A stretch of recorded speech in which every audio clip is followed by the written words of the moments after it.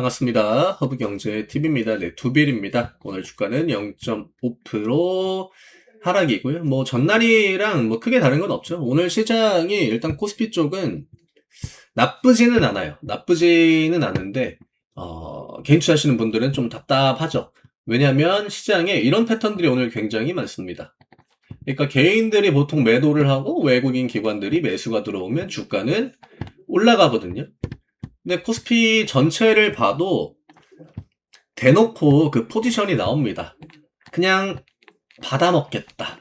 네, 이게 매도가에 걸려있는 물량을 외국인 기관들이 매수를 쭉쭉쭉 해 나가면 주가 올라가고 개인 매도 찍히고 지수가 올라가고, 이게 우리가 일반적으로 아는 상승장의 패턴이란 말이죠. 근데 오늘은 수급은 올라가기 위한 조건을 갖춘 게 맞아요. 근데 문제는 지수는 계속 내려온다라는 겁니다. 그러니까 매도가에 걸려있는 물량을 먹겠다 이게 아니라 매수가에다가 받쳐놓고 개인들 팔면 우리가 그거 받아주겠다라는 거죠. 26일 날이 어쨌든 대주주 양도세 기준일입니다. 그러니까 26일까지 비중을 좀 조절하고 싶은 그 큰 손들 입장에서는 이거는 뭐 시장이 좋아서 파는 것도 아니고 안 좋아서 파는 것도 아니고 결국 어떤 그 제도적인 부분 때문에 매도를 하는 거거든요. 더 큰 세금을 피하기 위해서. 그러면 외국인 기관들한테는 이런 시기가 굉장히 좀 좋은 기회죠. 그 다음에 지금 또 금리 인하에 대한 기대감이 뭐 크게 꺾였느냐? 그것도 아니죠. 오히려 더 확대가 될 수 있는 그런 타이밍인데. 그러면 못 받아줄 이유가 없잖아요. 이게 시장이 되게 안 좋은 패턴이 나올 때는요. 과거에도 아마 이런 것들을 이제 보신 분들이 계실지 모르겠지만 우리나라가 연말에 안 좋은 포지션이 만들어질 때 굉장히 좀 극단적으로 바뀌거든요. 외국인들의 매도가 강해지고요. 금투가 외국인들의 물량을 엄청 받아갑니다. 근데 이 패턴은 좋지 않아요. 근데 오늘 보면 물론 금투 쪽의 매수가 강한 건 맞지만 외국인들이 더 강합니다. 얘들은 지수를 움직이는 애들이거든요. 금투는 지수를 움직이지는 않아요. 물론 특정 종목이나 특정 섹터로 매수가 좀 강하게 들어왔을 확률도 있죠. 전날에 뭐 삼전 하이닉스가 그랬던 것처럼 오늘 뭐 조선주도 흐름이 어쨌든 하나오션 위주로 좀 만들어지기도 했고, 다만 삼전 하이닉스가 거의 뭐 약보합, 강보합권 정도로 마무리가 됐기 때문에 오늘과 같은 이 포지션은요, 그냥 개인들의 물량을 받아 먹겠다, 그냥 그대로 보시면 됩니다. 지금 두빌이 어쨌든 이 구간이 가격대가 개수로 똑같긴 하지만 여기는 갇혀있는 구간이었고 여기는 오픈된 자리란 말이죠. 이 자리로 올라와가지고 오늘 뭐 0.5%가 밀렸다라고 해도 우리가 보는 그 관점의 차이는 크게 없다라는 겁니다. 원전주들이 뭐 다 제각각이에요. 특히나 이번 주 같은 경우에는 거의 그냥 개별적인 포지션이 만들어집니다.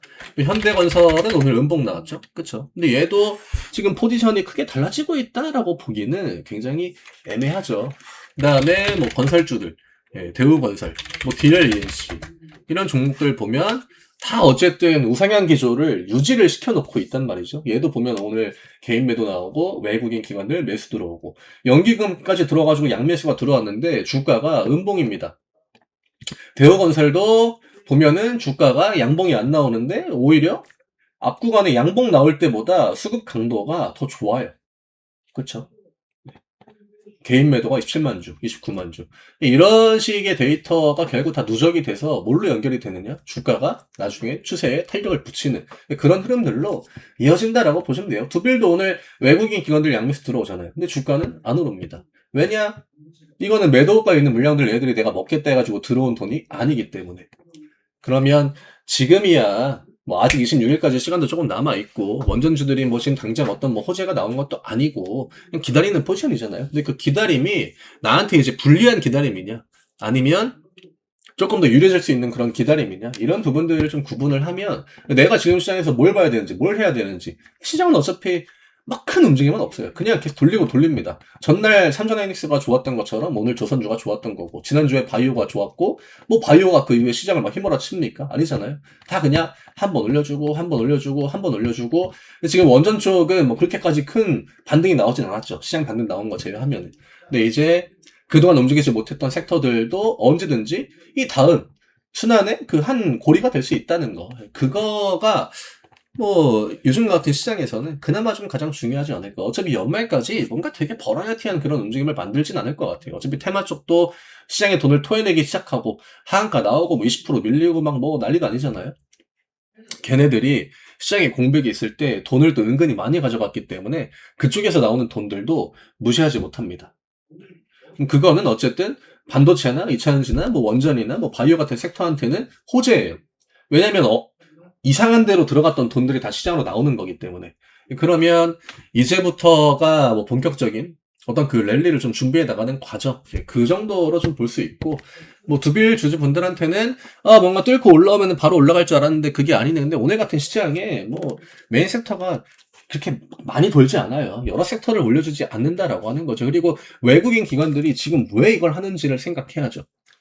26일까지는 제도적으로 매도를 해야 되니까. 그러면 오늘 같은 날에 뭐 양봉 보여주고 하는 것들이 걔네들한테는 허튼 데다가 돈을 낭비하는 거나 마찬가지입니다. 내가 숨만 쉬고 있어도 걔네들은 매도를 할 텐데 내가 그거를 굳이 왜 비싼 가격에 받아주겠습니까? 물론 두빌이 오늘 뭐 양도세 관련 물량들이 나와가지고 이런 패턴들이 나왔는지는 그거는 정확하게 알기는 어려워요. 다만 연말에 보여주는 시장들의 어떤 그 패턴, 그 다음에 오늘 코스피가 보여준 어떤 그 수급 이런 것들을 우리가 한번 보면 그런 의도일 가능성이 굉장히 아주 굉장히 높다라고 하는 거죠. 그래서 오늘 뭐 이런저런 이야기를 드리는데 사실 뭐 차트 가지고 이야기할 것도 없고 우리가 뭐 오늘 원전 새로운 이슈가 나온 것도 없고 뭐 이제 그 EU 있었죠. 뭐 EU에서 그 체코 이제 원전 관련해 가지고 그 집행한 그게 뭐 정당한 건지 아닌지 그걸 한번 뭐 체크해 보겠다라고 하는데 그게 이제 진짜 악재였다라고 하면 주가가 아무리 못해도 2% 3%는 밀렸겠죠. 근데 그런 움직임들이 오늘 나오진 않았고 그냥 시장이 전체적으로 좀 쉬어가는 날이었다. 하락 종목이 뭐 2,000개 가까이 찍히면 거의 뭐 이거는 시장이 지수가 뭐 1.5%씩은 양쪽 다, 1%씩은 밀려야 되는 그런 포지션이었는데 그런 구도는 아니었거든요. 그래서 오늘은 그냥 외국인 기관들이 26년을 좀 어떻게 준비하고 있는가 이 부분을 좀 생각을 해봐야지. 내가 들고 있는 종목이 오늘 1% 밀렸네, 2% 밀렸네. 환율 뭐 엄청 올라가네. 이 나라 망했나? 이렇게까지 극단적으로 확장시킬 필요까지는 없다라는 겁니다. 그래서 오늘 이 정도로 좀 정리를 드리면 될 것 같고요. 가격은 똑같이 보시면 됩니다. 전날이랑 뭐 크게 달라진 건 없고 아무래도 오늘 저점을 좀 지켜주는 게 좋긴 하겠죠. 만약에 개파락이 나오면 다시 한번 또 추세의 저항 밑으로 파고 들어가는 거기 때문에 이러면 1거래일, 2거래일은 또 시간을 날릴 수가 있습니다. 그래서 웬만해서는 이 가격을 지켜주고 8만원 트라이 해주는 거 이게 두빌한테는 가장 시간도 절약하고 좋은 흐름으로 빠르게 연결될 수 있는 그 시나리오라는 거 이 정도만 좀 체크를 하시면 될 것 같아요. 저희 25년 이벤트 마지막이죠. 지금 오늘 외국인 기관들이 준비하는 것처럼 우리도 똑같이 준비하면 됩니다.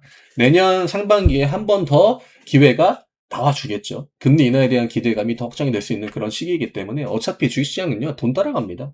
돈을 풀면은 올라가고요. 돈을 다시 이제 쪼이면은 내려가겠죠. 우리가 이거를 코로나 전후로 해가지고 명확하게 제로 금리에서 금리가 인상될 때 시장이 돈을 얼마나 또 빨리 빼는지를 알았기 때문에 지금 이런 기회를 놓치면은 나중에 또 한참 뒤에 너무 아쉽겠죠.